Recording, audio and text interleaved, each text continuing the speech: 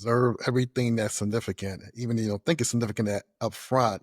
The smallest things can make the biggest differences. So I love this. Oh, 100%, 100%. And we have a lot of families who are navigating cognitive changes who are actually ones that have been diagnosed with Alzheimer's or dementia.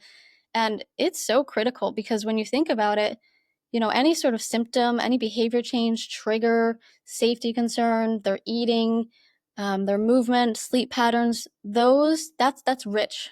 That's rich learning right there. I mean, to be able to share that information with family support networks, to be able to give people data to make informed decisions, not only are you aligned and you're clear on how someone's doing, but it's exceptional for people that have a cognitive impairment because most often are set up for success when there's consistency in a coordinated care routine. And so when something shifts or when you're seeing, a new pattern, a new trend kind of emerge, that makes it much, much easier to be able to identify and go, okay, what can we do to close that gap? What can we do to make this shift? What can we do to change the outcome? How can we get ahead of it? Let's be more proactive, right? It could be as simple as their best friend been calling every day for the last month, and all of a sudden they stop calling, and all of a sudden there's a downward spiral, and you wonder, oh, that they're conditioned to have that contact with that friend, and that's changed. Or like you mentioned Yes. before with the medication, or maybe the food change, or maybe the therapist has changed. Everything matters when you're looking at figuring out what's different. Oh, for sure. And we know that even sometimes before we can make that connection, people don't even always have that awareness. So if we can make it easy to be able to see like, okay, on average, across this month, how are you feeling? Okay, on average, I was actually feeling all right. So my current situation of how I'm getting support, what we're extending for care, the time I'm spending on myself, like the overall wellness, not the best, not the worst, but I'm good. Maybe you want to look at how many hours of care you're spending. This is important when you're thinking about bringing in outside help. So you can very quickly articulate on average, this is how many hours I spend, and I could really use help for half of them or all of them.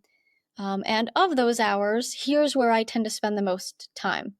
And so this is great because then you can find the right people that are a good fit. This is valuable for bringing in assistance with companionship. It could be valuable for bringing in assistance with medical respite or relief.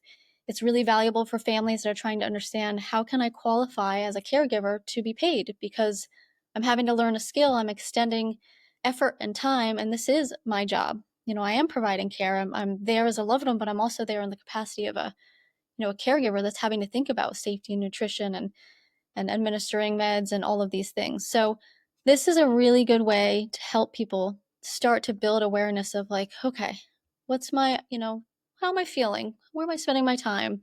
What does that look like in terms of time for self? Um, you know, what's happening with my own situation? Because often when the time and the complexity of care goes up, that starts to impact, those that are extending care, the caregiver, it starts to impact their wellness. And at the end of the day, we're centered around, we were built by caregivers. Me, the team, we've been in different situations. We know firsthand the overwhelm. We know the burnout. We know how exhausting it was, how alone it felt, how powerful it is to have the tools and the resources in the community because it helps you lighten the load. It helps you find a little of a better, healthier life integration. And so that wellness is our core focus. If we can provide tools that are paired and give, families the ability to be emotionally present, give them the space to do what they know how to do best and support in that capacity of a loved one without impacting their wellness, with having the right information to make informed decisions, with honoring quality of care. Um, that's our sweet spot. That's what we're here for.